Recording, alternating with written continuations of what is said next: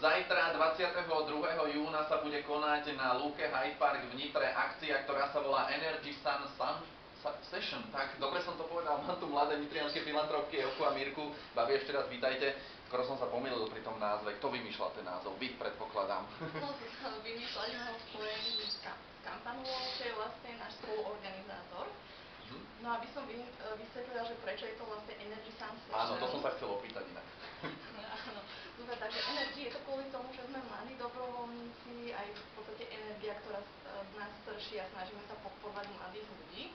To stane kvôli tomu, je to na deň slnovratu, čiže chceme osláviť takto aj slnovrat, čo je vlastne najdlhší deň v roku, a session je to v podstate stretnutie. Takže stretnutie mladých a možno aj starších ľudí, v podstate táto akcia je pre všetkých. Je tak, môžu tam prísť malí, veľkí, starší, mladí. Áno, samozrejme, úplne všetci. Každý si tam nájde to svoje. A zrejme nás tam čaká aj energický program, keď už je to Energy Sun Session.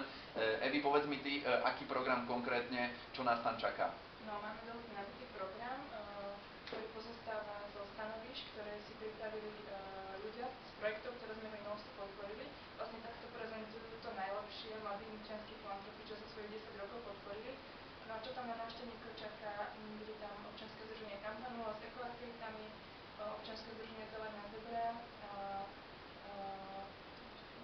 ktorá nám bude robiť Mirka, taký doplní. workshop s malovaním na trička. Čiže pokiaľ máte doma nejaké tričko, ktoré už také párne, kľudne si ho doneste so sebou a môžete si ho tam krásne pomalovať.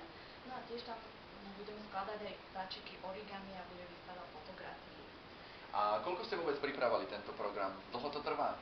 Dať toto všetko dokopy? No v podstate nie je to až také jednoduché, venovali sme sa tomu asi tak 2 mesiace, že sme museli všetkých povolávať. A od koľkej do koľkej to zajtra bude? Bude to od druhej, oficiálny program začína teda o 2 hodine, priebežne tak do tej 19. a potom nás ešte čaká reggae party. Čiže A z čoho pozostáva taká reggae party? O čom to je?